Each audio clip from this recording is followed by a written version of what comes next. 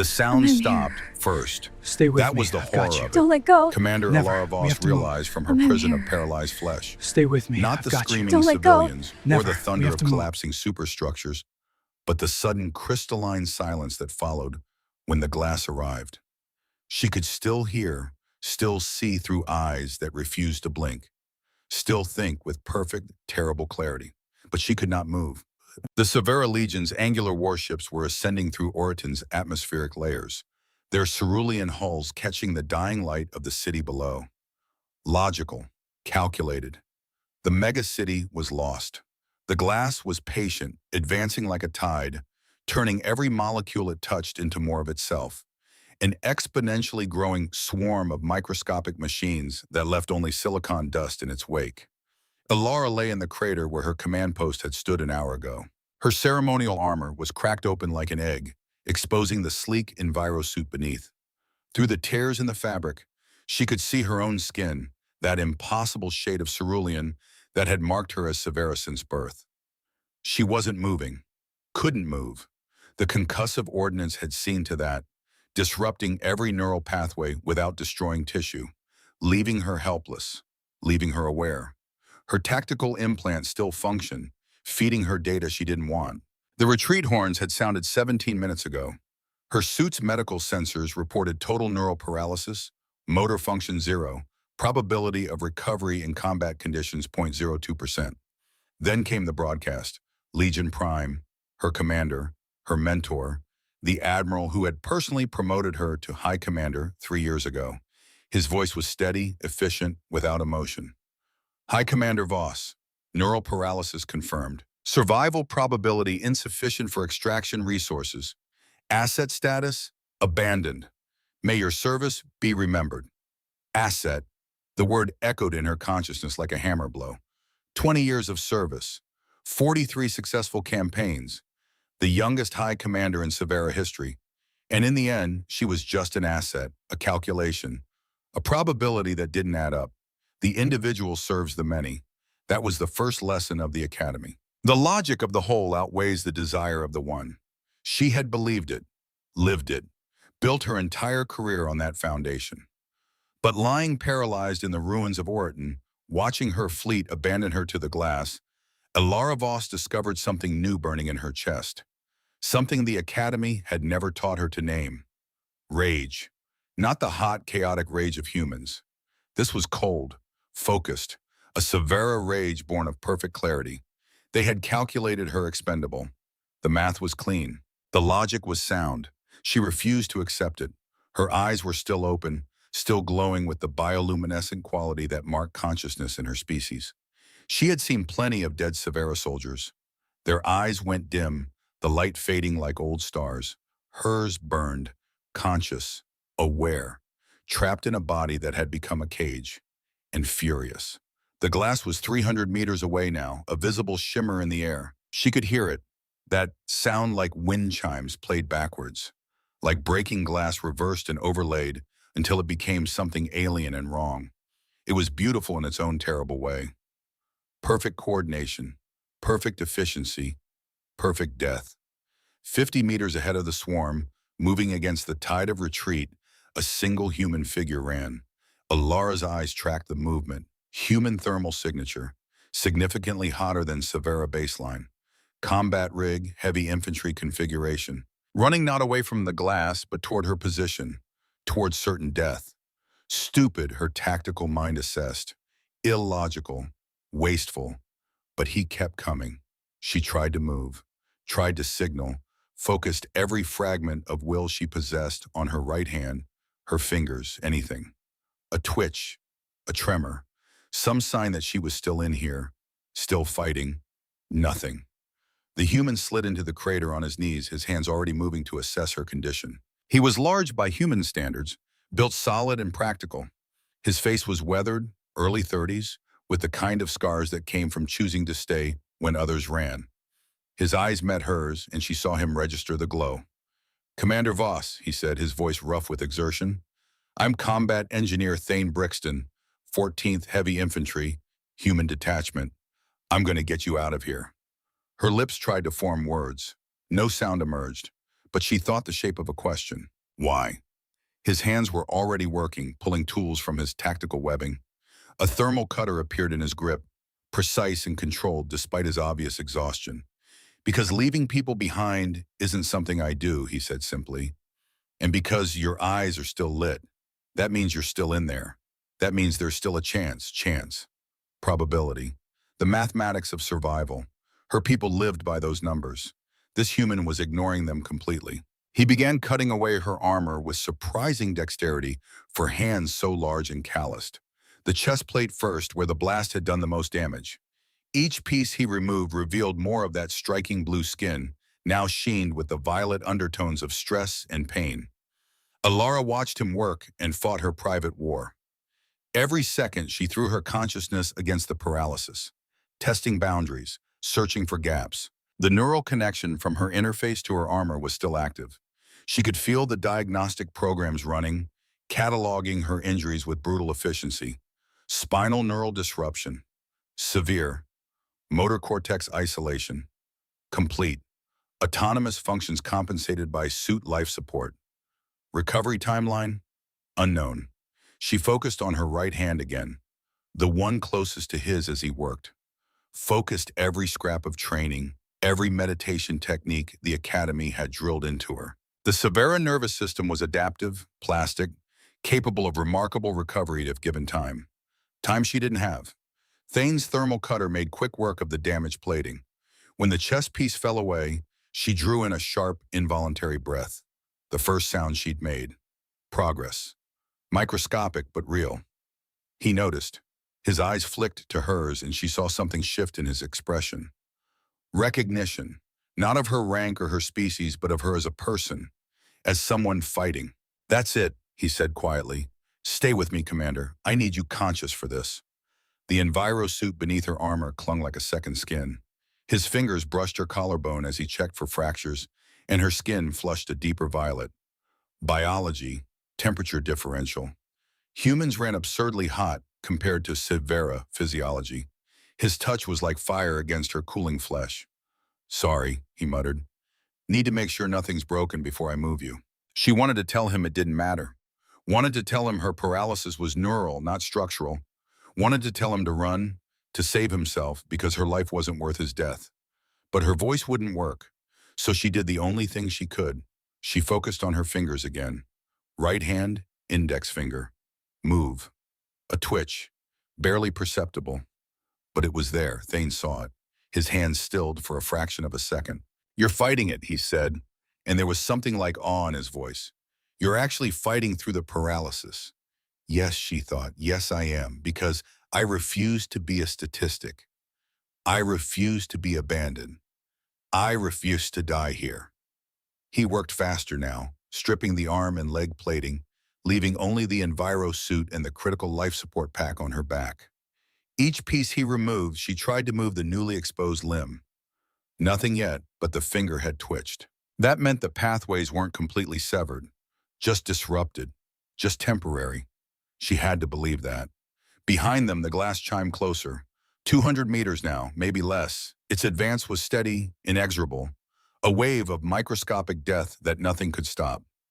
Thane pulled tactical webbing from his hip, and Alara understood what came next. He was going to carry her.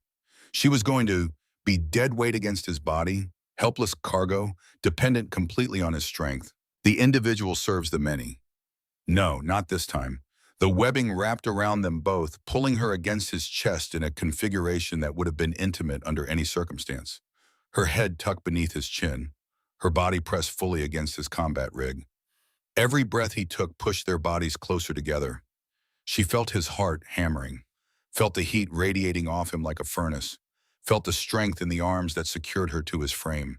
And she felt something else, a connection she couldn't name. This stranger, this human, this illogical fool who had stayed when her own people had fled. He was betting his life on a 0.02% probability. For her. This is going to be rough, he warned, but I've carried heavier loads through worse terrain.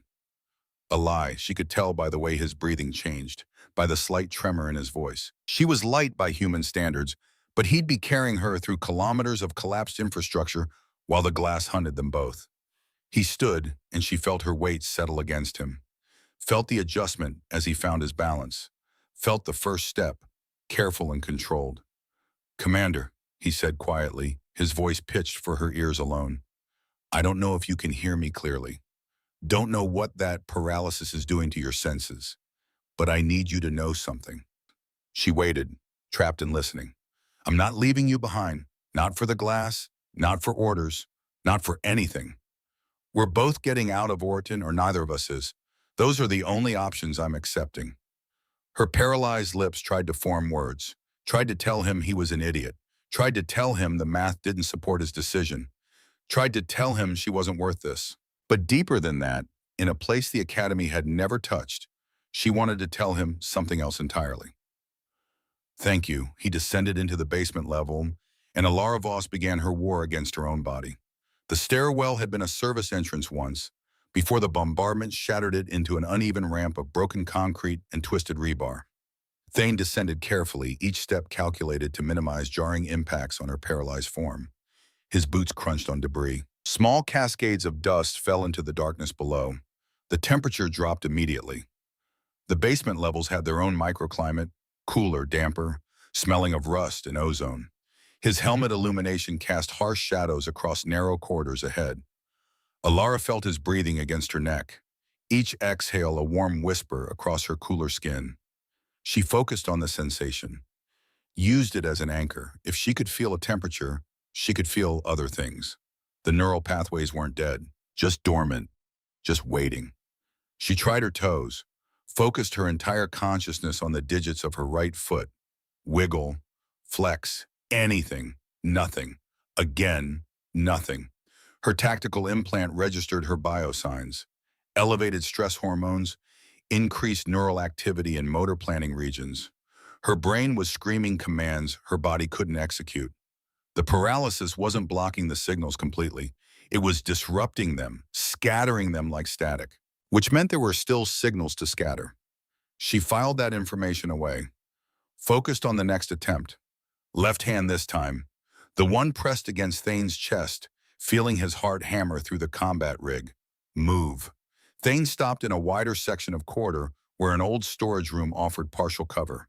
He lowered himself carefully to a sitting position against the wall, and Alara found herself in his lap, still secured by webbing but positioned for him to adjust the straps. "Need to reposition," he explained. "Going to cause some friction. I apologize in advance." His hands moved between their bodies, loosening webbing at strategic points. Each adjustment required him to shift her weight, to slide his hands along her sides, to feel the warmth of her skin through the thin envirosuit. She felt every touch, cataloged every contact point. Her skin flushed violet where his fingers passed, biology responding to temperature even when her muscles wouldn't respond to her will. And she watched his face. This close, she could see the details.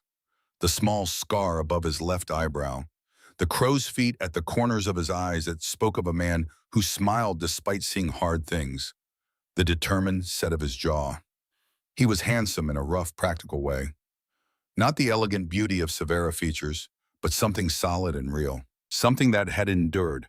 His eyes met hers as he worked, and she saw him register her stare, saw color rise in his cheeks, a human flush of embarrassment or something else. "Should distribute your weight better," he said, his voice rougher than before. "Going to be a long walk." She tried to speak again, managed a whisper, barely audible, damaged and weak. "Why?" One word, one question, but it was sound, it was progress. Thane's hands stilled. He looked at her fully, those weathered eyes searching hers. "Because you're still alive," he said simply. "That's the only math that matters to me." The webbing settled into its new configuration, and he stood again. Her head rested in the hollow of his shoulder now, her chest pressed tight against his. The webbing created a single unit of movement. When he breathed, she moved with him. When his heart beat, she felt every pulse. They descended deeper into Orton's bones. The basement levels were a labyrinth, 3 centuries of construction layered atop each other like geological strata. Thane's mental map was good. He navigated turns without hesitation, heading steadily east toward the extraction zones. Alara focused on her private battle. She had managed one word, proof that her vocal system was recovering, however slowly. Next, she attacked the paralysis systematically. Toes, nothing. Fingers, the right index twitched again. Stronger this time. Ankles, nothing. Wrists, a tremor. Brief but definite. She was regaining control in her extremities first. The paralysis was weakening from the outside in, which matched severe neural recovery patterns. The academy had taught her this. Temporary disruption versus permanent damage. She had maybe 6 to 8 hours before the pathways would either reconnect or calcify into permanent loss. 6 to 8 hours. The glass would catch them long before that. Thane took a sharp left into a maintenance tunnel, then down another level via an emergency ladder. She felt his muscles strain as he descended one-handed, his other arm locked around her to keep her secure. Impossible climbing. But combat engineers specialized in impossible. At the bottom, he paused to check his tactical display. The green glow illuminated his face from below, casting harsh shadows. "Glass is 15 minutes behind us," he said quietly. "We need to find a place to go quiet." "Let it pass." She tried to speak again, managed another whisper. "Scan. Frequency." His eyes snapped to hers. "The glass scans for what? Neural signatures?" She focused every scrap of control on her face. Managed the smallest nod. "Victory." "Severe neural activity?" he pressed. Another micro nod. Understanding dawned in his expression. "That's why they abandoned you. You're not just paralyzed. You're a beacon. Your brain activity is calling the glass right to us." Yes. Finally, he understood. She was the liability. She was the reason they would both die down here in the dark. But instead of fear or anger, she saw calculation cross his face. Problem solving. Engineering. "Then we need to mask your signature," he said. "Dampen it somehow. I've got thermal shielding in my pack, but that won't stop neural scans." She tried to tell him, tried to explain that her suit had safety protocols, that it was already dampening her neural activity to prevent the glass from copying her brain patterns, that the dampening was what was causing the paralysis, that she was caught between two deaths, the glass outside and the suit slowly smothering her from within. But her voice failed. The single word and two nods had exhausted her vocal recovery. Thane ran, carrying her deeper into the labyrinth, and Alara fought the only battle she could, the one inside her own skull. The old server hub appeared like salvation. Thick walls, limited access points, enough residual power for defensive measures. Thane kicked the door open and staggered inside, his breathing ragged now. 4 hours of carrying her weight, 4 hours of navigating collapsed infrastructure. His body was beginning to understand what breaking points meant. He lowered them both to the floor carefully, his back against a dead server bank. 4 minutes, he said between breaths. "Give myself 4 minutes." But he didn't rest. His hands were already moving, pulling tools from his engineering pack. Thermal cutter becoming welding tool, becoming barrier fabricator. He worked with desperate inspiration, pulling panels from dead machines, welding them across the doorway. Alara watched and continued her war. The fingers on her right hand were responding now. Not full control, but definite movement. She could curl them slightly, could feel the texture of Thane's combat rig beneath her palm. Small victories, microscopic progress, but progress nonetheless. Thane activated a thermal dampening field. The temperature plummeted, and Alara felt her body begin to shiver. Severa ran cool, but they still needed warmth. The field that would hide them from the glass was pushing her toward hypothermic shock. She saw him notice, saw the calculation in his eyes, saw him make a decision that would have gotten him court-martialed under any other circumstance. He loosened the webbing, created a gap between their bodies, then unzipped his combat rig's environmental layer. The heat of his body billowed out in a wave. Absurd human metabolism. Furnace warmth. "Body heat," he said, pulling her closer. "Just practical." He pressed her directly against his undershirt and sealed the rig around them both. The effect was immediate and shocking. Her entire body was against his now, separated only by the thinnest layers of fabric. She could feel every plane of muscle, every breath, every heartbeat. His warmth flooded into her, and her shivering subsided.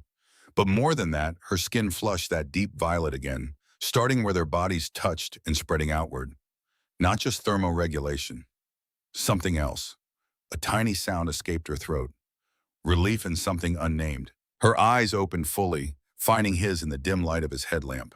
This close, she could see the intricate details of his face, the pattern of his iris, the small variations in skin tone, the human architecture so different from Severa, yet hauntingly similar in all the ways that mattered. Body heat, he repeated, his voice rough. Just practical. Her eyes said liar, but she didn't mind the lie, because his warmth was keeping her alive. Because his strength was carrying her through impossible odds. Because his stubborn illogic was the only reason she still had a chance. The glass arrived outside their door. The wind chimes grew deafening. Thane killed his headlamp, and absolute darkness claimed them. In that darkness, Ilara Voss made a decision. She had spent 20 years serving the logic of the whole.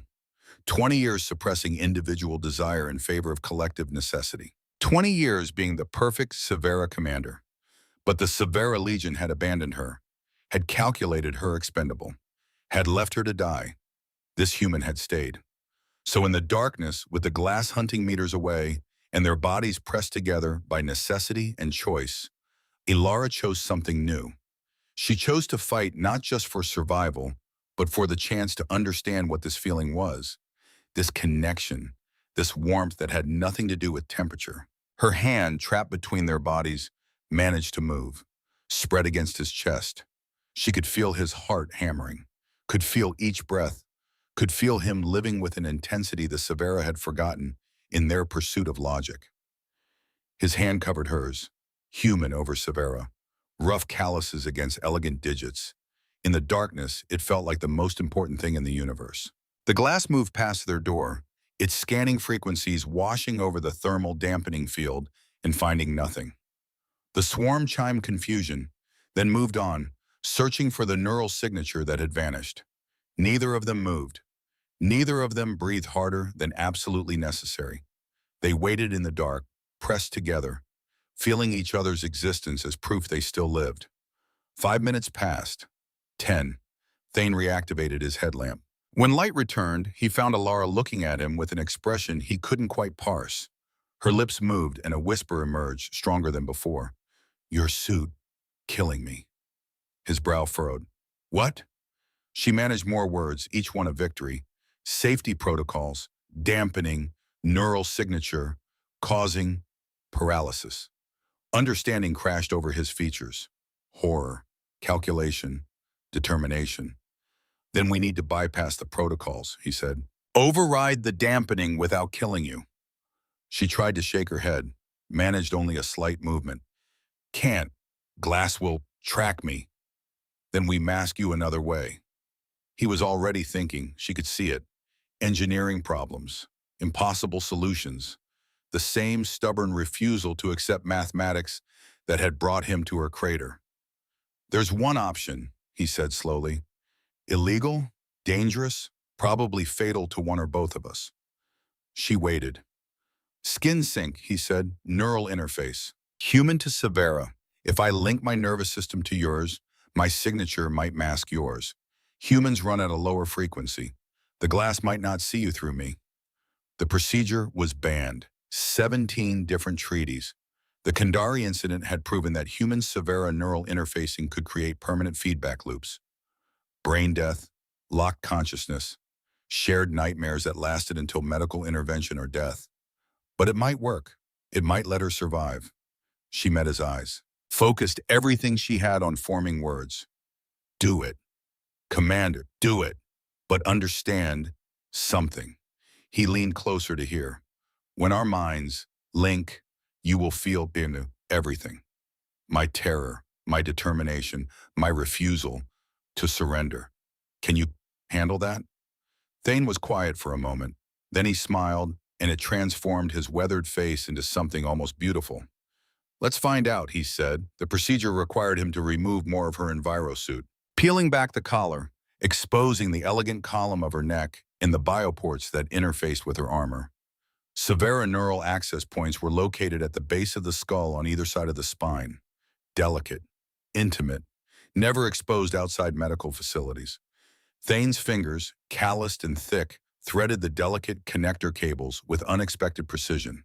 Where his hands had seemed too large before, now they moved with the careful touch of someone who understood the cost of mistakes. "This is going to hurt," he warned. "Both of us," she managed to whisper. "Worth it." He positioned the contacts against her neural ports first. She stiffened, that slight renewed ability to move making her muscles lock. Cold metal against warm nerve clusters. Foreign connection attempting integration. Then he activated his own interface, the tactical neural link in his combat rig designed for battlefield coordination. Never for this. The world exploded. Sensation. Everything. Everywhere. All at once, Alara felt herself from the outside. Felt Thane's perception of her body against his. The cool silk of her skin. The elegant architecture, so different from human. The way she fit against him like a missing piece. And simultaneously, she felt her body from the inside. The paralysis like being encased in ice. The desperation of trying to move and being denied. The constant, low-grade pain of the suit's neural dampening. Emotion flooded the connection. His determination, stubborn and immovable as a mountain's. Her fear, sharp and bright as broken glass. His carefully suppressed awareness of her pressed against him. Her growing awe at his refusal to leave. Memory. Hers, the Severa Academy, learning that the individual serves the many. That logic is the highest virtue. That emotion is weakness. Rising through ranks through pure merit. Never asking for consideration. Never showing vulnerability. Watching Legion Prime calculate her survival probability and make the call to abandon her without hesitation. His industrial zones of New Denver, learning to fix things with his hands because replacement parts were too expensive. Joining the military to escape poverty. Discovering a gift for engineering the impossible. Watching friends die while following orders that made logical sense but felt morally wrong. Making a promise to himself. Never again. The memories swirled, merged, created temporary confusion about whose past was whose. But underneath it all ran a current of something else, a growing connection that transcended the neural interface's mechanics. Recognition, not of species or rank or duty. Recognition of kindred spirits. Two beings who had looked at the mathematics and chosen defiance. Alara pulled back from the flood, gasping. Her voice worked better now, steadier. "It's working. Your signature is quieter." But she could still feel him in her mind and line, a presence like warm sunlight against her thoughts. And she knew with absolute certainty that he could feel her too. Every carefully suppressed feeling, every reason she was fighting so hard to live. His question came as thought more than words, transmitted directly across their merged consciousness. "Why are you fighting this hard, Commander? The math says you should accept death. The logic says your life isn't worth both our deaths." She met his eyes, spoke aloud, and simultaneously pushed the thought across their connection. "Because I refuse. I have served the logic of the whole for 20 years. Tonight I choose myself. I choose to live. I choose, well..." She paused, feeling the weight of what came next. "I choose to see what happens next. With you." His response rippled through their shared space. Surprise. Wonder. Something deeper that neither of them had words for yet. In the darkness of the server hub, with their minds merged and their bodies pressed together, something shifted between them. The professional distance, the species barrier, the military hierarchy, all of it became suddenly, painfully irrelevant. "Then we fight," Thane said, both aloud and across the link. "Together." "Together," Alara agreed. And in that moment, Commander Alara Voss, who had spent 20 years being abandoned by the logic she served, found something worth more than mathematics. She found partnership. She found hope. She found the stubborn, illogical, beautiful refusal to surrender. And she would carry that through the dark kilometers ahead, one recovered nerve pathway at a time, one shared heartbeat at a time, until she stood on her own feet again, or died trying. The skin sync settled into a steady thrum beneath their shared consciousness, like a second heartbeat underlying their own. Alara could feel the boundaries of herself expanding and contracting, sometimes certain where she ended and Thane began, other times lost in the merger. It was exhausting. It was intoxicating. It was survival. Thane stood adjusting to the new weight distribution with their minds linked. His determination overrode every signal his body sent screaming for rest. "We need to move," he said aloud. Though across the link, she'd already felt the decision forming. Glass will do another sweep in minutes. Alara accessed something she hadn't touched since the paralysis hit. Her tactical training, her command experience. 20 years of military doctrine flooding across the neural pathway they now shared. She pushed a thought into his mind. Not words, pure information. Pure. A three-dimensional map of Orton's basement structure pulled from her memory and overlaid onto his visual perception. Thane stumbled, nearly dropping them both. "What the?" He steadied himself against the wall. "Did you just put a map in my head?" Faster than explaining, she whispered aloud. Then across the link, northeast corridor. 40 meters. Maintenance junction with 3 exit routes. The glass hunts in linear patterns. We need options. She felt his momentary resistance. The human instinct to question, to verify. Then his acceptance, trust forming faster than logic could explain. He ran. The corridor was exactly where her memory had placed it. Thane navigated by the map she'd implanted, following routes that existed in her mind's eye with perfect clarity. His grudging admiration rippled across their connection. "How do you remember this?" he asked between breaths. "Severa memory architecture. We don't forget. Ever." "That must be useful and terrible." "Yes." They reached the junction and Thane slowed, scanning the 3 options. Alara processed the information faster than he could. "Center route," she commanded directly into his thoughts. "Slopes downward. Glass concentrates on upper levels first. Buys us time." "The center route floods during atmospheric pressure changes," he countered. "I reinforced these sections before the invasion." "There's pooling water."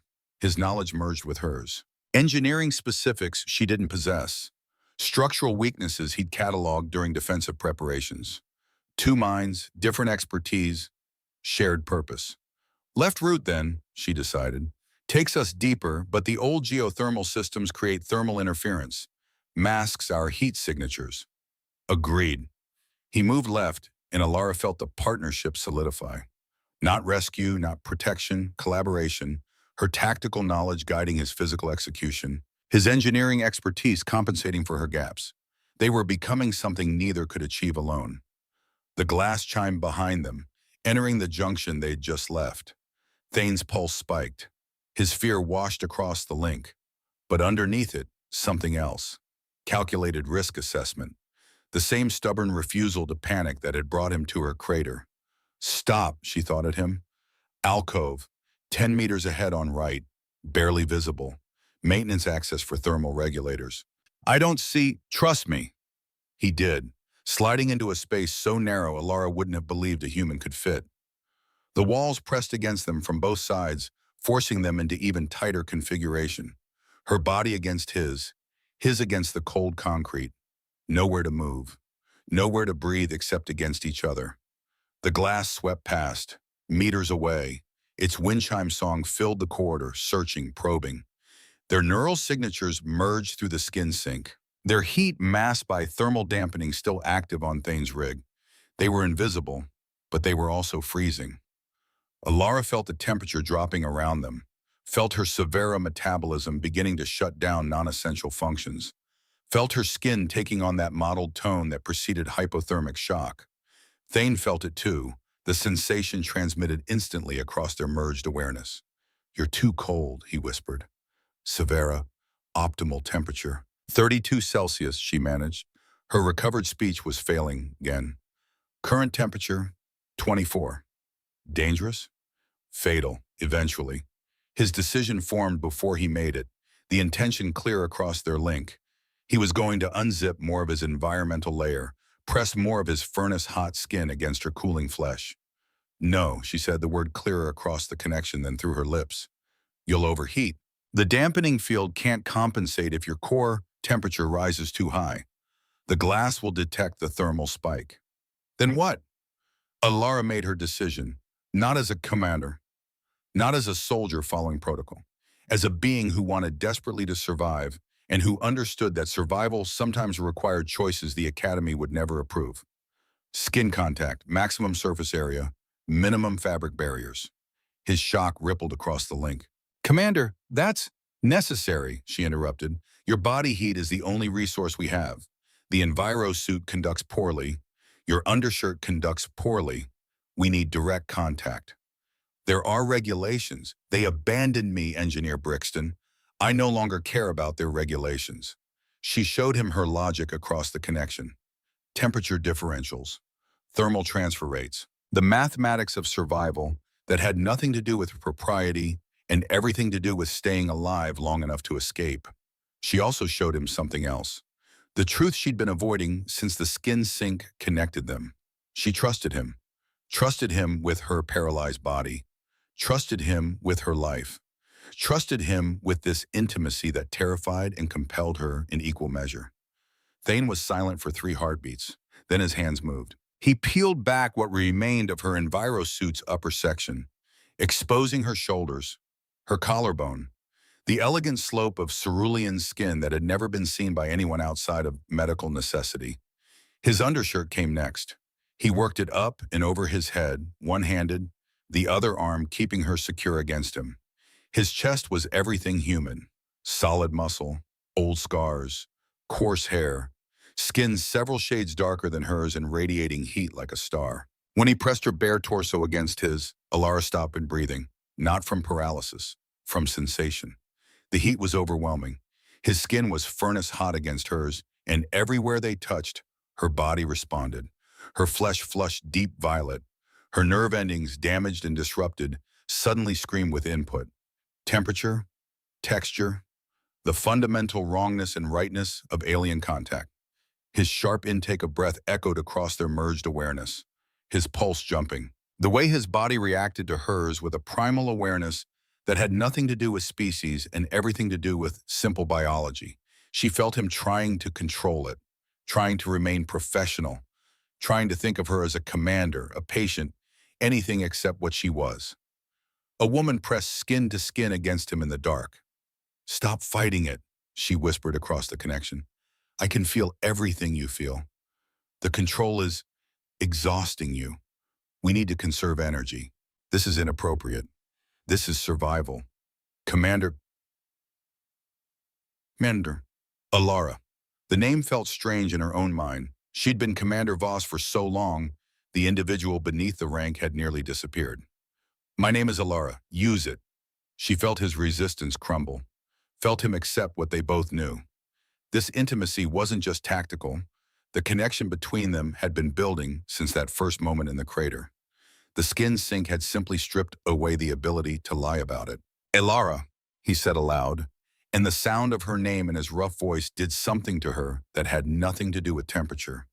They held each other in the alcove while the glass hunted outside, her bare skin against his warmth seeping into her bones. Both of them experiencing everything the other felt across the neural link that made privacy impossible and connection inevitable. This is not unpleasant, she thought at him, showing him her perspective. The relief of warmth returning, the texture of his skin against hers, the steady rhythm of his heartbeat against her chest like a drum calling her back to life. "No," he agreed across the link. "It's not. When this is over, if this is over," he corrected. "When," she insisted, with absolute severe certainty. "When this is over, we will need to discuss this. What this is. What it means. I know. I have never felt anything like this. The Academy taught us to suppress." "I know," he repeated. "I can feel it. Your training, your discipline, and I can feel you fighting it, choosing something else. Choosing you." The words hung in the shared space of their consciousness, truth laid bare. No hiding, no pretense. His response came not as words but as emotion, warmth that had nothing to do with body temperature. Acceptance, wonder, something deeper that neither of them had named yet. The glass moved on. The wind chimes faded. They remained pressed together in the alcove for minutes longer than necessary, neither wanting to break the contact, both knowing they must. Finally, Thane spoke aloud. "We need to keep moving. The extraction zones are still kilometers away." "I know." She paused. "Thank you for the warmth. Thank you for not dying of hypothermia. Would have made carrying you significantly more difficult." His dry humor rippled across the connection. She responded with something she hadn't experienced in years. She almost laughed. They redressed in silence, practical movements made awkward by necessity and new awareness. When the envirosuit was back in place and his undershirt restored, something had shifted between them. Not just physically, fundamentally. Thane carried her deeper into Orton's guts, and Alara continued her private war against paralysis with renewed determination. She had something to fight for now, not just survival. The chance to understand this connection, to explore what existed between a Severa commander and a human engineer who had both looked at impossible odds and chosen defiance. The ventilation shaft yawned above them like a cathedral carved from steel and decay. 3 kilometers, near vertical, maintenance ladders that hadn't been serviced since Orton was young. Thane stood at the base, his headlamp illuminating the impossible distance above. "This is insane," he said aloud. "Yes," Alara agreed, her thought clear in his mind. "But it's the only route the glass can't follow. Too vertical. Their coordination requires horizontal surfaces."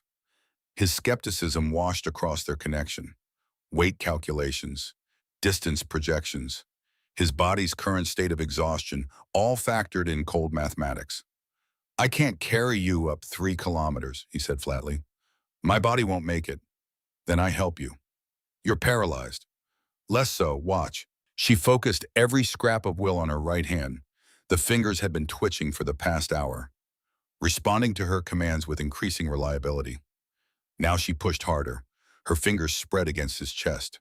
Deliberate, controlled. She made a fist, opened it, made it again. His shock rippled through their merged consciousness. How? Severa neuroplasticity. The skin sync is giving me an alternate pathway. I've been studying your motor cortex, learning how you move. My damaged pathways are routing through our connection, and slowly they're remembering how to function. That's, he trailed off, wonder and exhaustion warring in his thoughts. Impossible by your medical understanding. Normal by mine. Help me test my legs. He lowered them both carefully to the ground, kept one arm around her waist while she attempted to bear weight on her feet for the first time since the paralysis hit. Her legs shook, trembled like newborn things, but they held. 10% of her weight, maybe 15. Not enough to stand alone, but enough to help. "I cannot carry myself," she said across the link, "but I can reduce your burden. Together we climb." Thane looked up at the impossible distance, then at her, then back at the shaft. "Together," he agreed. The first rung was triumph. The second was agony. The third was determination. Alara focused on her contribution. His technique flowed through the link, how he shifted weight from arms to legs, the rhythm of efficient climbing. She mirrored it imperfectly, damaged neural pathways firing in stuttering patterns, but firing nonetheless. Her arms wrapped around his neck. Not dead weight, active support. She pulled herself tighter against him, improving the center of gravity. Her legs, weak but functional, gripped his hips. Every rung she helped. 10%, 15? Not much. But for a man climbing 3 kilometers with a passenger, every percentage mattered. "Talk to me," Thane gasped after the first 100 meters. "Keep me focused." She understood why without asking. His muscles were screaming, old injuries protesting. His body was cataloging every reason this was impossible, and he needed distraction. "What do you want to know?" she asked aloud, her voice stronger now with each hour of recovery. "Why did you join the Legion?" "Family tradition. My lineage has served for 8 generations. The individual serves the many. It was never a choice, it was inevitability." "Sounds lonely." She was quiet for 10 rungs, 20, processing the observation. "Yes," she finally admitted, "lonely is the correct word. The Academy teaches us to suppress individual desire, to find fulfillment in collective success. But I have never felt connected, not the way I feel now." "Through the link?" "Through you." His reaction washed over her, warmth, surprise, something careful and precious forming between them despite the impossible circumstances.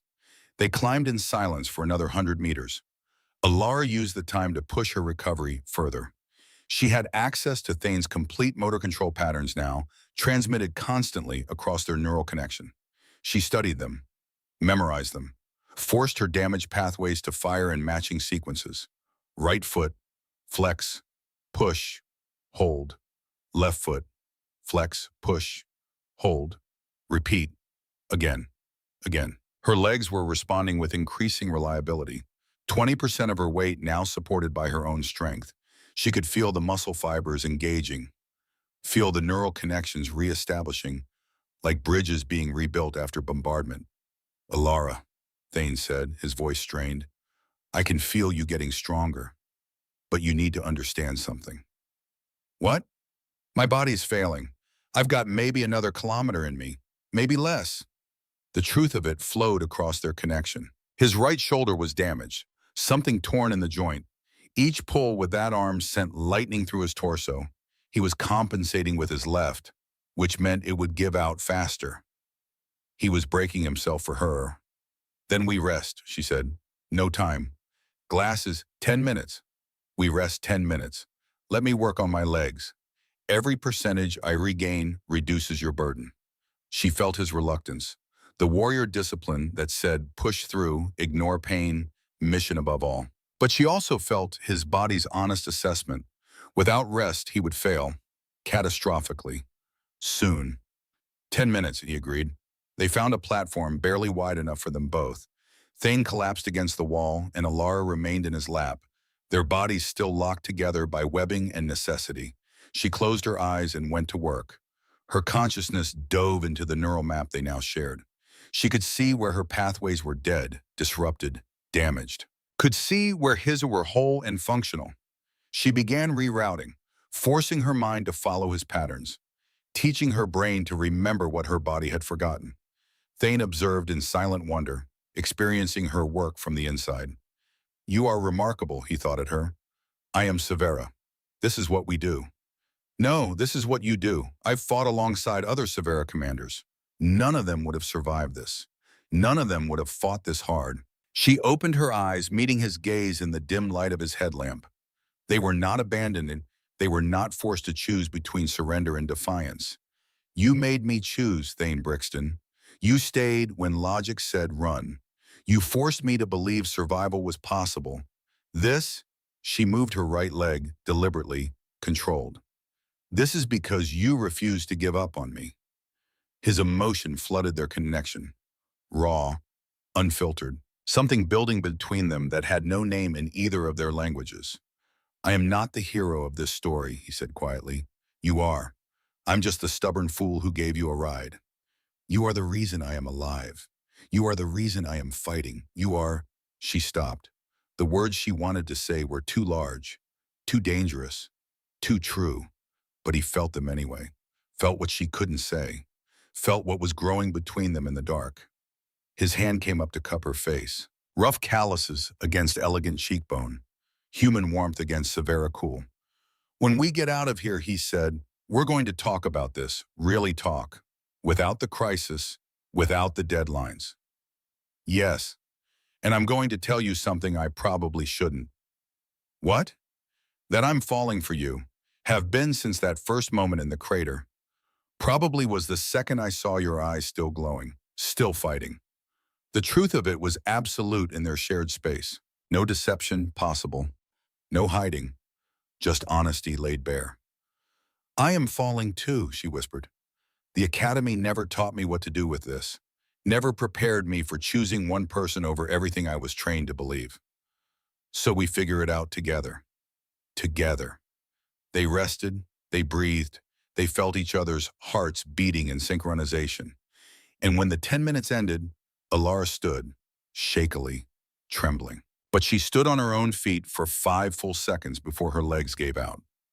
Progress, victory, proof. Thane caught her, settled her against him, and began climbing again. But this time, Alara supported 25% of her weight. This time, her arms pulled actively. This time, they truly moved as one organism. The kilometers passed in rhythm. Climb, rest, climb, rest. Alara's recovery accelerating with each cycle, her body learning, adapting. Healing through sheer Severa stubbornness, channeled through human determination. At 2 kilometers, Thane's shoulder finally gave out completely. The ligament tore with a sensation so sharp it cut across their link like a blade. He didn't stop climbing. "Your shoulder is destroyed," she said, her concerns sharp in his mind. "I know. You need to stop." "Can't." "Thane, if I stop, I won't start again. We keep moving or we die here." She felt his absolute certainty, felt the warrior inside him that refused to acknowledge defeat. It matched something in her own core, the same stubborn fire that had kept her conscious through paralysis, that had kept her fighting when her own fleet abandoned her. "Then use my strength," she commanded. "Channel across the link. I can support 40% now. Use my legs. Let me carry some of this weight." They climbed, shared strength, shared pain, shared determination. The boundary between them blurred until Alara wasn't sure whose legs were burning, whose arms were trembling, whose heart was hammering against whose ribs. They were becoming one organism, one purpose, one absolute refusal to die in the dark. At 2.8 kilometers, the glass found them. The wind chimes echoed up from below, impossible and wrong. The swarm was learning, adapting, following routes it had previously ignored. "Faster," Alara commanded. "Can't." "Must." His body's honest answer flowed across their connection. He was done. Finished. Running on nothing but stubbornness and the fading dregs of adrenaline. The glass climbed, not as fast as humans, but relentlessly. The sound grew louder. 200 meters to the top. 150. 100. The wind chimes were deafening now. Alara gathered her will. Her recovery had reached 50%. Her legs were functional, if weak. Her arms could pull. Her core could stabilize. She began to climb actively, pulling them both upward with technique learned from Thane's patterns, executed through pathways she'd rebuilt nerve by nerve. 70 meters, 50, 30. The glass reached the ladder below, began climbing. Faster than physics should allow, 20 meters. Alara drove them both upward, felt Thane's muscles tearing, felt his shoulder grinding bone on bone, felt his consciousness graying at the edges. 10 meters. The glass was seconds behind them. 5 meters. Alara forced every damaged pathway to fire at full capacity. Consequences be damned. 60% strength, 70, 80. She climbed with fury born of 20 years of service and 4 hours of abandonment.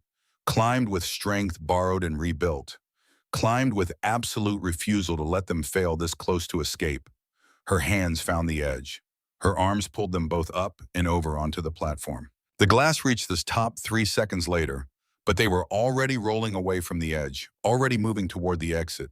Alara staggered to her feet on shaking legs, looked down at Thane's semi-conscious form, then at the glass advancing behind them, and she ran, trembling, her recovered legs barely functional. But she ran, pulling Thane with her, her arms supporting his weight, her body remembering how to move through sheer desperate will. The plaza opened ahead, an alcove to the right, barely visible. She aimed for it, every step an agony of relearning, every meter of victory over paralysis and probability.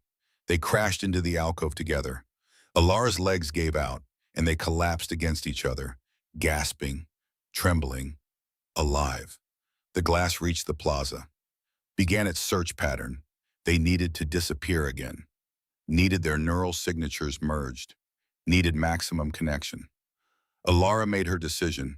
She gripped Thane's face with both hands, pulled him to her, and kissed him, not for survival, not for tactics, because she wanted to, because after everything they'd shared across the link, she needed to share this. Because if they died here, she refused to die without tasting him. His lips were warm, human, different from Severa in texture and temperature, but achingly, perfectly right. His surprise flooded their connection, followed immediately by his response, kissing her back with everything he had. Their neural signatures merged completely. Their heat signatures blurred into one. Their consciousness overlapped until there was no Alara, no Thane, only they. The glass swept past the alcove, scanning, searching, finding nothing but shadow and stone. They held the kiss, held each other, held on to life with desperate, defiant determination.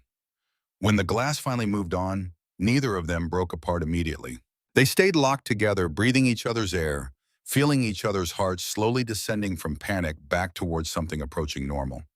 That, Thane finally whispered, his voice rough, was not entirely tactical. She showed him the truth across their connection. No, it was not tactical at all.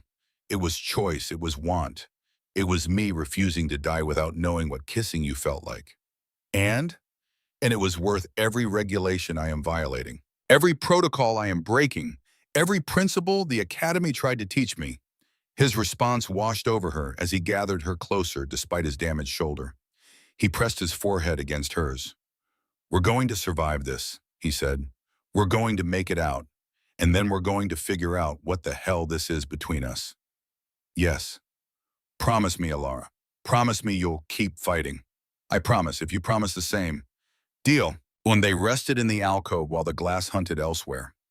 Rested while their bodies remembered how to function without adrenaline. Rested while their minds processed everything that had happened in the dark. And when they finally emerged to run again toward extraction, they moved as something new. Not commander and engineer, not rescuer and rescued. Partners, equals. Two beings who had looked into the dark together and chosen each other over every probability that said they should fail. Ahead, through Thane's damaged tactical display, one final message blinked to life. Extraction window, 8 minutes. They had climbed 3 kilometers in darkness. Now they would climb 40 stories in daylight. And they had 8 minutes to do it. The eastern extraction point rose before them like a needle piercing the smoke-filled sky. 40 stories of concrete and steel, an observation spire that had once offered tourists panoramic views of Orton's glory. Now it offered only one thing: escape, if they could climb it in 8 minutes. Alara stood at the base, her legs trembling but functional, supporting 70% of her own weight now. Beside her, Thane swayed, his face gray with pain and exhaustion. Everything flooded across their link. His right shoulder was destroyed, ligaments torn, joint grinding. His left leg was compromised, old scar tissue reopened. His body was a catalog of failures, held together only by stubborn will. That stubborn will was failing. 40 stories, he said, his voice barely above a whisper. 8 minutes. Not possible, Alara finished for him. She'd felt his calculation ripple through their merged awareness, felt his body's honest assessment. He was done. Finished. Going to try anyway. He took a step toward the emergency stairs. His leg buckled. Alara caught him before he fell, her recovered strength surprising them both. His shock rippled through the link as her hands steadied him, her grip firm and certain. "No," she said with absolute authority. "You are not climbing, I am." "Commander." "Alara," she corrected, "and I am still in command, Engineer Brixton." She shifted his weight, positioning him against her body in a mirror of how he'd carried her. "My turn to carry you." She felt his instinct to refuse, felt his pride warring with reality, felt the warrior code that said he should push through, ignore damage, complete the mission. Then she felt something else: understanding, acceptance, trust. "I can't ask you to." "You are not asking, I am deciding." She adjusted his weight across her shoulders, her severa physiology lighter and more efficient than human, now functional enough for this. "I was paralyzed. You carried me. I learned to walk. Now I carry you. This is equity, Thane. This is partnership." She showed him her determination across the link, showed him that her body, recovered through neuroplasticity and sheer will, was capable of this. Showed him that she refused, absolutely refused, to leave him behind after everything he'd done. Showed him that she was choosing him over every protocol the Academy had ever taught her. "Together," he whispered, echoing their promise. "Always," she confirmed. Above them, the Severa fleet powered weapons. She could see the energy signatures building, feel the atmospheric ionization that preceded thermal bombardment. Her tactical implant fed her the countdown. 7 minutes until her own people turned this sector into fused glass. She ran. The stairs were a nightmare. Narrow, damaged. Some sections collapsed entirely, requiring jumps that Alara's recovered legs barely managed. But she ran anyway, Thane's weight distributed across her shoulders and back, his arms locked around her neck, his consciousness fading in and out across their connection. She felt him trying to help, trying to support some of his own weight. But his body had nothing left to give. So she gave for both of them, her severa physiology designed for efficiency, her muscles burning but functional, her determination absolute. Stay with me, she commanded across the link. Thane, stay conscious. I need you. Why? His thought was weak, fading. You are doing fine without me. Because you do not get to die after teaching me to live, because I forbid it, because I am not done with you yet. His response came warmer. The will to survive, strengthening because she demanded it. 10 stories. 20. Her legs screamed, her arms trembled. But she climbed. She accessed his memories of the climb up through the link, used his knowledge of efficient movement, used his engineering understanding of leverage and weight distribution. 2 minds, 2 bodies, 1 purpose, 30 stories. Her tactical implant chimed. Incoming transmission. Legion Prime on emergency frequency. She almost ignored it, almost kept climbing. But something stopped her. Some need to hear what they would say now that she'd proven their mathematics wrong. Commander Voss. The Admiral's voice was cold, controlled. Your suit telemetry shows impossible readings. You are mobile, you are carrying weight. Explain. Alara stopped on a landing, adjusted Thane against her, and spoke with perfect, icy clarity. This is High Commander Alara Voss. I am mobile. I am alive.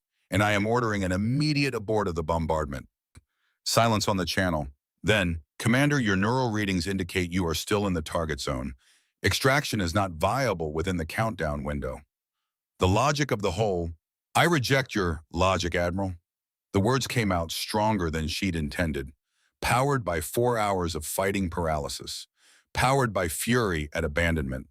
Powered by everything Thane had shown her about the value of one life against the mathematics of many. You calculated my survival at 0.02%, she continued, her voice carrying the weight of absolute authority. You deemed me expendable. You abandoned me to the glass because the individual serves the many, and one high commander was not worth the risk of retrieval. Commander, you understand the necessity? I understand that your calculations were incomplete. She began climbing again, her words coming between breaths. A human engineer spent the past 6 hours proving your mathematics insufficient. He carried me through the glass. He sustained me with his own body heat. He linked his mind to mine to mask my neural signature. He climbed 3 kilometers while his body systematically destroyed itself. 35 stories. Her legs were lead weights. She pushed harder. All of this, by your math, was impossible. Yet here I stand, here I climb, here I defy every probability you calculated. The procedure you described, neural linkage between species, is banned under. He saved my life with it, Ilara interrupted, her voice sharp as breaking glass. And in doing so, he taught me something the Academy never could. He taught me that the individual does not merely serve the many. Sometimes the many must serve the individual. Sometimes one life matters more than all your calculations. 38 stories. Thane stirred against her, consciousness returning slightly. His pride rippled across their link. His awe. His absolute conviction that she was magnificent. You taught me that emotion is weakness, she continued. That logic is the highest virtue. That the whole outweighs the one. But this human taught me will. Taught me defiance. Taught me that sometimes survival requires choosing the illogical path. Commander Voss, you are dangerously close to what? To questioning the doctrine that abandoned me? To challenging the mathematics that wrote me off? Then let me be clear, Admiral. 39 stories. Nearly there. I was paralyzed. I learned to walk by studying his neural patterns across our link. I learned to stand by refusing to accept your calculations. I learned to fight by choosing myself over your probability models. She reached the 40th story. The rooftop access was ahead, door half collapsed but passable. I am ordering a delay of 20 minutes. If Engineer Brixton and I do not reach extraction by then, you may proceed with your bombardment. But until then, Admiral, you will hold fire. Acknowledge. The silence stretched. Arguments, calculations, the High Council conferring about this unprecedented defiance. Finally, the Admiral spoke, his voice colder than vacuum. This is highly irregular, Commander. Your decision contradicts established doctrine. There will be consequences. There are always consequences, Admiral. But I have learned to value some things above doctrine. Acknowledge the order. A longer pause. Then with clear reluctance, acknowledged. 20 minutes. But Commander, understand that you have violated. Alara cut the channel. She had no more time for their mathematics, no more patience for their logic. She had an extraction to reach and a stubborn human engineer to keep alive. She kicked open the rooftop access and stepped into dying light. The rooftop observation deck was chaos. The glass had been here, reducing everything organic to dust while leaving inorganic structures standing like tombstones. The view that had once drawn millions now showed only destruction. Orton spread below them, a city of glass and silence. But descending through the smoke, running lights blazing against the dusk, was a human rescue shuttle. Not Severa. Human. Thane had called his own people, had triggered emergency beacons before his rig died, had bet that human stubbornness would answer where Severa logic would not. He'd been right. Alara reached the center of the rooftop and stopped. The shuttle was descending, 30 seconds out. Below, the Severa fleet powered weapons. Around them, Orton burned, and she stood. Stood on legs the fleet had calculated would never function again. Stood with Thane's unconscious weight in her arms. Stood as living proof that their mathematics had failed. The shuttle's external cameras captured the image that would circulate through both fleets within the hour. High Commander Alara Voss, battered, bloodied, unbroken, supporting the human who had refused to let her die, standing triumphant on the ruins of impossible odds. Only then did she lower Thane gently to the deck. Only then did she allow her legs, shaking but functional, to finally rest. She knelt beside him, one hand on his chest, feeling his heartbeat across the fading link. Alive. Both of them, against all probability. The shuttle touched down. The bay door opened. Human medical personnel emerged, their equipment scanning, their voices sharp with urgency. Behind them, moving with different purpose, came two figures Alara recognized from intelligence briefings. Human Colonel, Severa Admiral, both wearing expressions that promised complications. She stood, her legs shaking but functional, and faced them. The Admiral reached her first, his cerulean features carved from disapproval. Commander Voss, you will accompany me to the fleet for immediate debriefing. The human will be transferred to— No. The word came out flat, absolute, carrying 20 years of command authority. The Admiral's expression hardened. Commander, that was not a request. You have violated multiple protocols, created an illegal neural interface, delayed critical containment operations. I will ensure Engineer Brixton receives appropriate medical care. Alara interrupted, her voice cold as void. Then I will submit to debriefing, in that order. Those are my terms. You are in no position to dictate terms. I am a High Commander of the Severa Legion who has just survived what you calculated as certain death. I am standing on legs that were paralyzed 4 hours ago. I am defending the human who made that survival possible. She took a step closer, her eyes locked on his. And I am absolutely in a position to dictate terms, Admiral. Question is whether you are in a position to hear them. The human colonel cleared his throat, drawing both their attentions. Perhaps, he said in careful, diplomatic tones, we could focus on the immediate medical needs before discussing the political complications. Engineer Brixton requires— Agreed, Alara said immediately. Where is your medical facility? Commander Voss, the Severa Admiral tried again. Your duty is to— My duty, she interrupted, her voice sharp enough to cut, is to ensure the survival of those under my command. Engineer Brixton placed himself under my tactical authority when he linked his neural network to mine. That makes him my responsibility. Medical care. Now. She felt the human medics moving behind her, loading Thane onto a stretcher. Felt across the fading link his continued unconsciousness. Felt her own body beginning to understand that the crisis was over. That rest was possible. Felt herself refusing that rest until she knew he was safe.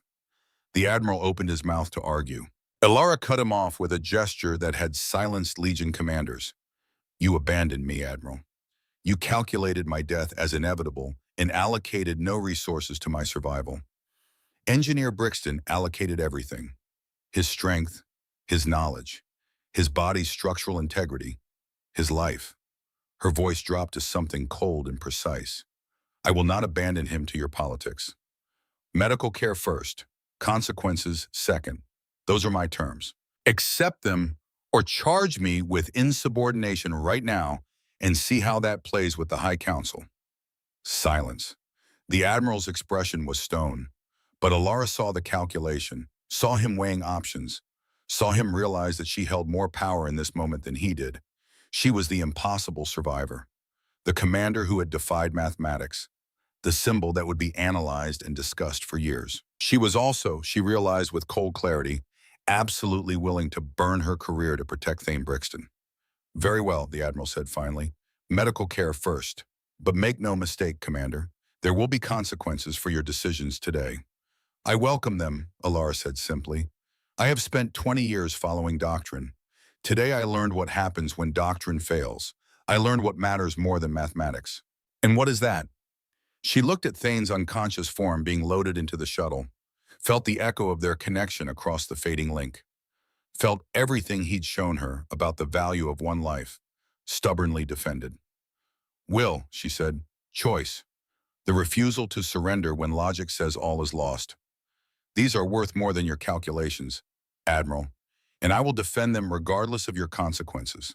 The shuttle lifted with Alara aboard, seated beside Thane's medical pod, her hand resting on the barrier between them. The skin sink was almost gone now, their neural systems separating as medical technology compensated for the damage. But she could still feel him, still sense his presence like warmth against her thoughts. He had given her back her life, had taught her to fight, had shown her what it meant to choose one person over the mathematics of the many. She would not forget, would not surrender to their politics, would not betray what they'd built in the dark beneath Orit. 3 months later, Alara stood on the observation deck of the Joint Human-Severa station, watching the silica fields below catch the light. Oriton was dead, a city of glass frozen in its moment of destruction, but it was also, in its own terrible way, beautiful. Thane appeared at her elbow, moving carefully. His shoulder had required reconstructive surgery. His legs still bothered him on cold days, but he was alive, functional, smiling that rough, practical smile she'd learned to treasure. You are brooding again, he said, offering her a cup of the terrible human coffee she'd developed a taste for. Reflecting, she corrected, taking the cup. Same thing.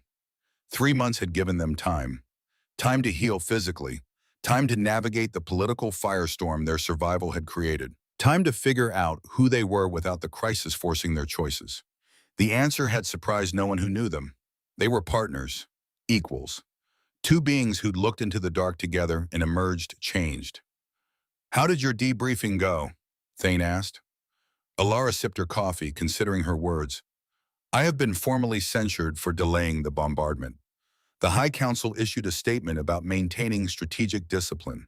She paused. I have also been quietly promoted and given command of the new Joint Human-Severa Task Force, studying the glass.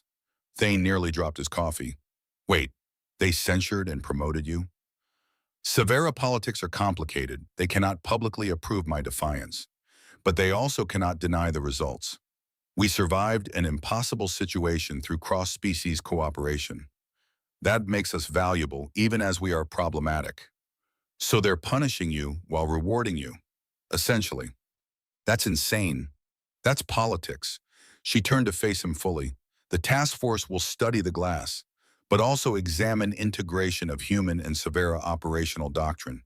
Your creative problem-solving paired with our analytical capabilities could prove valuable. You are recruiting me. I am offering you a position. I am in, Thane said. Obviously.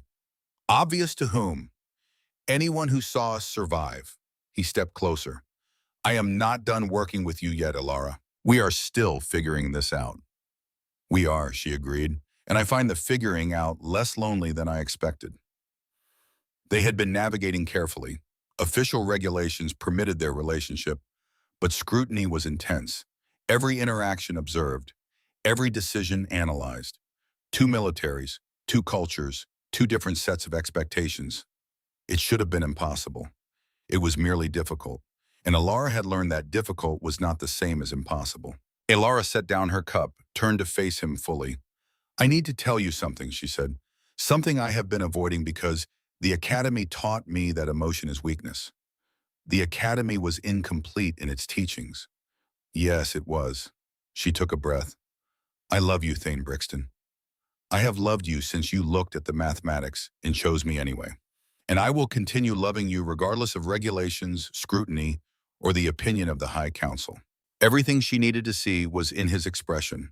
Surprise, well, something deep and permanent settling into place. I love you too, he said.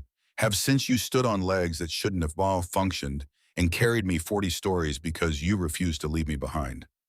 He took her hand, human warmth against severe cool, rough calluses against elegant digits. The next assignment begins in 6 weeks, he said. There will be challenges. I excel at challenges. I know. You defy your own fleet. You rewrite probabilities through sheer will. She stepped closer, her free hand coming up to rest against his chest, feeling his heart beat beneath her palm. You gave me your strength when I had none, she said softly. I used it to find my own. Now I use both. Now I lead with logic and will combined. She pulled him down to her, cerulean lips meeting human in a kiss that carried everything they'd learned in the dark. Everything they'd built through shared suffering. Everything they'd chosen despite impossible odds. When they broke apart, both were smiling. So we do this, Thane said. Joint task force, cross-species cooperation, rewriting the rules. We do this, Alara confirmed, together. Always together. 6 weeks later, Alara stood at the airlock of their first joint mission. Thane appeared beside her, tactical packs settled on his reconstructed shoulder, ready for whatever came next. Through the porthole, unknown space waited. Challenges, dangers, discoveries that would test everything they'd learned. Ready? He asked. She took his hand. Human warmth, severe cool, perfect balance. I was paralyzed in the dark, she said. You taught me to walk toward the light. Now we walk together into whatever comes next. She smiled. The first genuine severe smile Thane had ever seen. Ready, she confirmed. They stepped through the airlock together, always together, into the beautiful, impossible future they had earned.